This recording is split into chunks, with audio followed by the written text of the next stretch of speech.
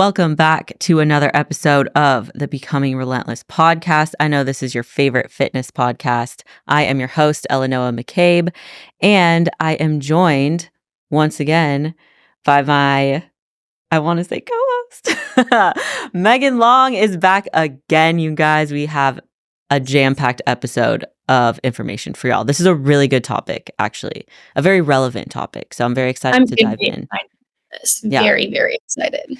Yes. So today we are going to talk to y'all about body image issues, body image with confidence, all the things body image. So one thing that I have really come across is when my athletes are feeling like very discouraged, they'll message me and they'll be like, I feel really fat. And at that point, I'm like, hey, I hear you, but what are you really feeling? Like, I'm not going to be like, no, you don't. What are you talking about? But I like to dig deeper. Yeah. I'd be like, interesting. I like to ask questions, dig deeper, because more often than not, there's like an underlying feeling. It's not, you can't feel fat. That's not a feeling. Usually it's something like discomfort. It could be a physical sensation, like your pants being too tight. It could be actually like anxiety over something that's coming up. And so you start getting dissatisfied with your body in some way. Like there's always an underlying root issue. And so what I like to do is ask them more questions and just be like, I hear you that you are feeling fat, but that's not actually a feeling. So let's dig in. Like, what's going on here? How's adherence to plan? Where are you in your monthly cycle? Did somebody say something to you recently? All these different things, different questions so that we can gauge where is this actually coming from. Yeah, I really love asking the question too, or knowing when I typically can kind of know when someone is on their cycle or what phase they're in just based off, the update information. Because I know for me personally, my body dysmorphia during my cycle or like right as it gets up, I'm more of someone that PMS is before my cycle. I don't have much PMS during. So the days leading up to my cycle, I feel very like hippopotamus like. I'm feeling watery. I'm feeling just not good about what I got going on, So I think that's a very important key right there that a lot of people they miss, like my mind, your hormones are definitely, progesterone's been doing nothing for a lot of time. And all of a Yep. sudden it's starting to climb up, So like there is a psychological component to this where your mind is playing tricks on you. So what do you like to do during that time? Because I know for me specifically, I like to tell my athletes, like, just stop looking at yourself. Like, stop walking in the mirror, stop trying, like, pulling up your shirt, looking how you look. I like to put on, like, some of my favorite oversized tees, my comfies. I'll even, like, do my makeup and my hair, make myself, like, feel that confidence, from other than just, like, how I'm looking on my physique. Yep. And then kind of, like, 2 or 3 days go by, maybe even 1, however many that week, and I'm like, "Damn, I'm so glad that, like, I didn't really harp on this." Yes. That's exactly what I do as well. Normally I'll like cover up because same thing, like if I'm wearing super tight clothing and I don't feel my best, then it makes me feel worse. I'm like, man, I'm really exploding out of these shorts today. Like, you don't have to do that to yourself. Like, just wear some So I'll pay attention to This is that. tied to people who have prepped before. Stop trying to fit into your prep clothes. I cannot tell you enough. I'm like, my shorts just aren't fitting anymore. I'm like, "Yeah, your glutes are 40 inches. What the fuck do you think's gonna Literally. stop that? You're growing." I had this exact conversation with an athlete. I actually cleaned out my closet super recently, and there Yeah. were so many items of clothing that even in prep, like they didn't really fit me anymore. They're just super small, super tight. They're from years ago. It's like, why am I carrying these clothes around? They do not fit, and they're not going to fit because I'm growing. You have an attachment to them. I don't know about you, but Yeah. I get attached to them. I'm like, "But I had such a good time in this dress." But I loved these shorts so much in my prep in 2019. They really like accentuated my I butt might back wear then. this again. I'm like, oh, especially for me, I'm like, not knowing if I'll compete again. I'm like, why am I holding on to this double zero? I'm like, I can get another double zero in 3 years if it happens. That's the thing, exactly. I'm like, I can always buy another pair of these if I end up wanting them again, but, Exactly. um, Like, yeah, I definitely I try to remind myself during that time of that week. Last week, I loved the way I was looking, feeling, performing in the gym, so why all of a sudden 3 days later am I feeling like shit? Why am I telling myself, "Oh, I'm so fat," or "I feel so mhm, big?" Because the reality is, like, in 3 days, I didn't change that much at all. It's you didn't gain. psychological. Yeah. Yeah.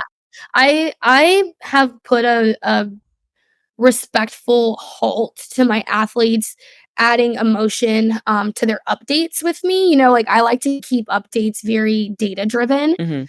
especially depending the phase that we're in. Like, if we're in a growth phase and you tell me that you feel fat, you are putting so much negative energy towards yourself and tying so much of your worth to that. And like you said, fat isn't like that's not a feeling. You don't feel fat. So I need the negative emotional data to stay out of this. Like I don't care if you're feeling fluffy. I don't care if you're feeling fat. I'm looking at the data. I'm looking at what's happening right now to your physique. I'm looking at you without bias. You look at yourself with so much emotional bias that it's almost difficult to not have some sort of emotional ties to what's happening. But I'm looking at you from a progression standpoint, from a biofeedback standpoint, from so many different lenses that like I don't care if you feel fat, It like, doesn't do tomorrow you anything. probably won't. You Yeah. probably won't feel fat tomorrow, you know? It goes back to what we said previously, we can't change your plan based off your feelings, and we're not going to. It just doesn't make any Exactly, what do you sense. expect me to do? "Alright, let's add in some cardio, feeling fat today." I think sometimes they do. They hope for that. No. I'm like, "Awesome, so increased food here." Yeah. All right, let's Right, increase that's what oils happens across the where board. we need to increase food, but the athlete's not feeling comfortable, but Mhm. we need to increase food, and we can always zoom out because hindsight's always 20/20 in this, and it always comes full circle where they, like, see the purpose of things, but that's why it's so important to have a coach because even I'm coaching myself right now, and I have to look at myself so objectively, and it is really difficult. I've learned a lot, but I'm looking at, my pictures and I'm looking at my data and I'm understanding how I'm feeling. And I'm like, yeah, like I'm pretty fucking hungry, but like I should probably drop my food, like, damn, like I'm pretty tired, but I need to increase my cardio. Like, Yep. looking at yourself without emotional bias and just looking at the data, going back to what I said, sometimes you're in a position where the scale's kind of trending up and we need it to keep trending up, especially if we're fixing hormones, we're in a health phase, like what phase are we in? Yeah. If it requires you to get fat, I don't that feeling to me isn't part of my job. My job's not to sit here and just make sure you're confident all the time. My job's to get you to the goal. Yeah, and I think that gets a little bit conflated sometimes. Are there things that you do tell your athletes to practice, like, on their own if they do bring that up to you? Or maybe in the past, like, before Yeah, you put in the absolutely. boundaries? Yeah. What are some tools? Absolutely. One of my biggest tools is anytime you feel yourself talking negatively or allowing those intrusive thoughts to come in because your body hears everything that your mind says, regardless if you are telling yourself like, I'm this, I'm that. Some tools that I like to say is you have to tell yourself 3 positive things for every negative thing that you just said. Every morning, this is a strategy I actually implement within my athletes right now in real time. Every morning, I want you to look at yourself naked in your left eye and tell yourself 10 things that you love about yourself. They don't have to be associated with your body. It can be like, I am, I'm a ray of sunshine. I'm positive. It can be, they need to be positive affirmations. And I want you to do this every day for the next 3 weeks and watch your mindset on your body shift. You start to love yourself in ways that you've never really imagined loving yourself because you're starting to realize that you are more than just what your body, like how are you showing up for other people and yourself in other ways that don't correlate to your body? Because I know that I'm not inviting my friends to your house or my house because their shoulders are capped. Yeah.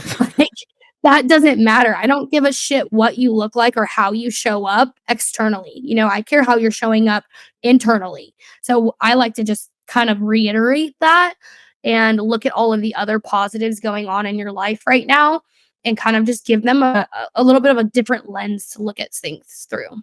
Yeah, I love that a lot. Just being able to positively reframe and help them develop a more positive mindset. That kind of work is missing a lot from people. It's And and realize that if you what's a really good rule of thumb is if you wouldn't allow your friends to say this to you, or if you would be upset if someone else said this to you, then what makes you think that it's okay for you to say that to yourself? right. Like, how upset would you be if one of your friends told you you were spilling out of your shorts? Like, that's not okay, so why are you telling yourself that, or Exactly. looking at yourself and you're just like, "God, I'm just so inflamed today." If I'm like, "You know what, Noah, you're really inflamed today." You'd be like, "You can get fucked, Megan." I'd be like, "Excuse me." I'd be like, "You need to get your eyes checked because I be looking fabulous." Or if your partner said that to you, things like that, like, Yeah, we should be speaking to ourselves at the highest level. You cannot expect somebody else to speak highly to you or about you if you don't speak about yourself in that manner. You need to be 100%. your number 1. Yes, in all ways. I love that. I love that a lot. Mhm, I think especially, like, within the sport, body image is just it goes hand in hand, like, competitors and body dysmorphia, honestly, is what I see a lot, and I think it's because our sport is so focused on the aesthetic portion, mhm. but I love that you and I are very mindset focused. Like, not only do we coach you to change your physique, but we're gonna coach your mind because it all starts up there in your mind and how that ends up affecting your body image, your confidence. Um, Yeah, absolutely. Our sport is, I mean, it's a it's a sport based off of how you look. It's really hard to detach yourself from that when you're not in season. No one's judging you right now based off of how you're showing up externally. Like, when you're leave it to the judges to judge you. Like, your friends aren't judging you. Like, I'm even as your coach, I'm not judging you. mm-mm. I've never looked at one of my athletes' updates in my entire coaching career and felt any element of judgment, ever. Yeah, when they say like, "Oh, don't look at my face," I'm like, I'm I not didn't. looking at your facial I didn't expressions even and notice your face. yeah, like that's not something I'm looking at. We're looking at your physique. We're We're like, being "Sorry about my dirty room." I'm like, "I couldn't care if you were yeah. standing in the forest." You could be standing in a puddle. I wouldn't even notice.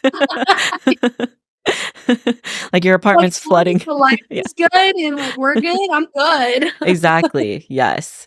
I think that's probably what makes our sport like a little bit different from others. So when people get into it coming off of like cheer or dance or soccer where your performance in the sport is based off of like your strength and your skills. It's like our sport is based off of your aesthetics. And so making sure that your body image and your confidence in your body and your self-worth isn't tied directly to your physique is so key. And just having that understanding. Comparing yourself to I know a lot of my athletes, they wanna be the best, and that's awesome. I want them to be the best, and I'm gonna get them there, but you can't compare yourself right now to how an Olympian is carrying themselves because you also have to understand they are seasoned competitors, and they've put in years and years and years to be able to maintain that physique year-round.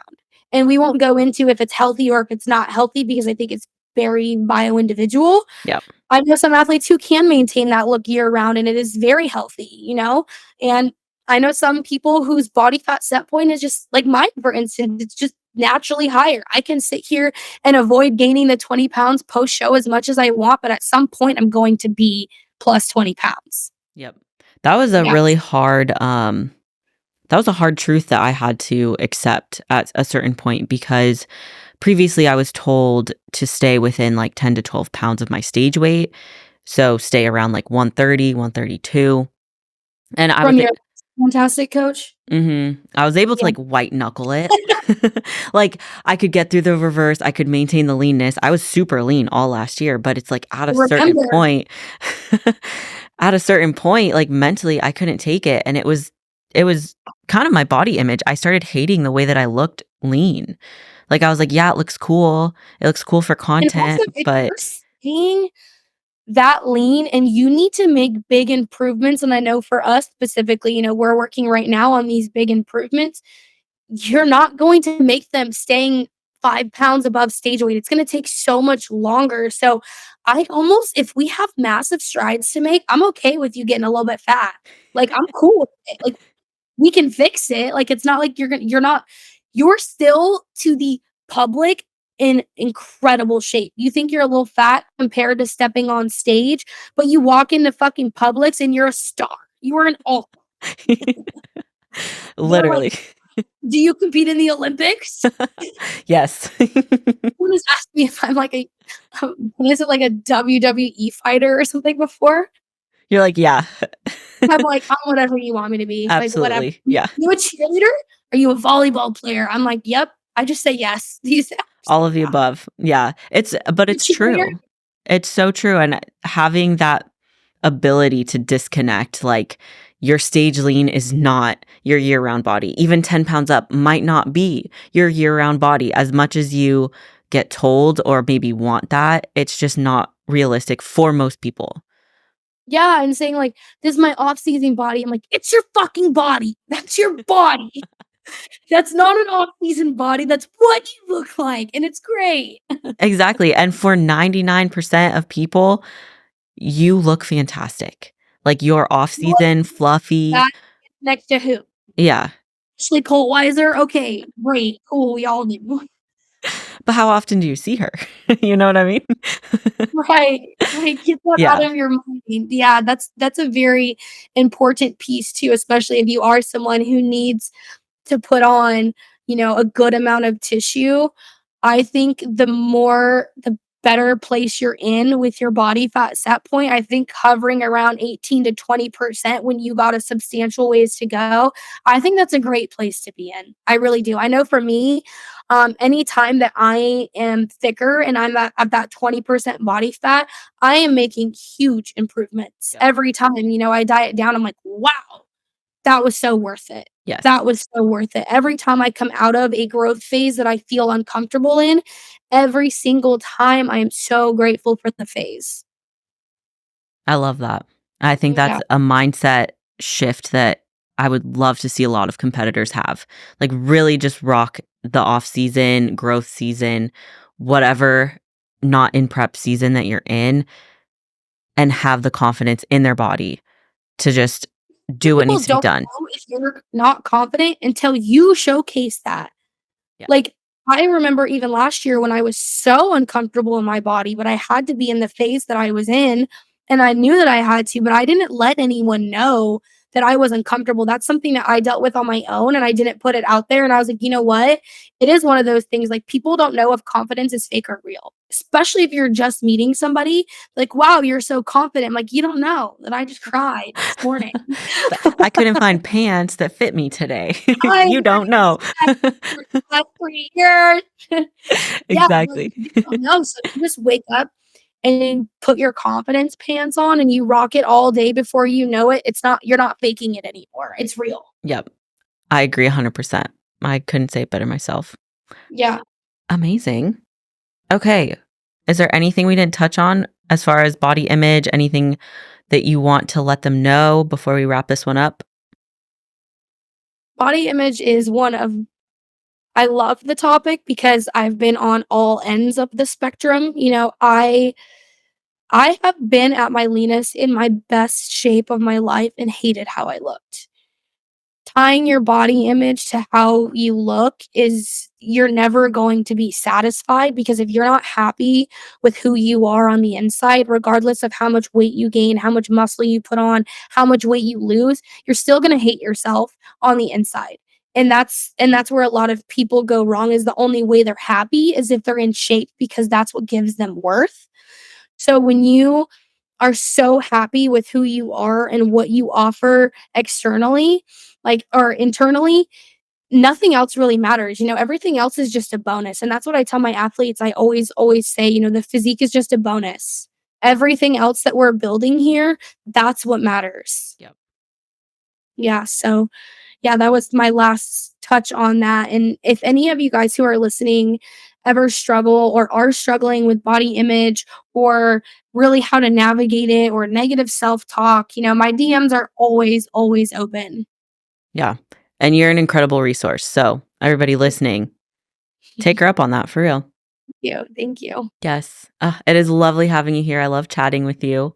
I feel like Yes. we Again. again and again. Okay, another one. Another one. Alright, alright, okay, let me know. It is always a pleasure to have you on here. Thank you so much. Everybody else, if you enjoyed this episode, please like, share, subscribe, send it to a friend. It helps me out a ton, and I just want to be able to help as many people as I can. If you have any questions, comments, if you'd like to talk to Megan or I, please slide into our DMs. Our information will be linked below. Otherwise, I hope that you guys have a fantastic day and that you stay relentless.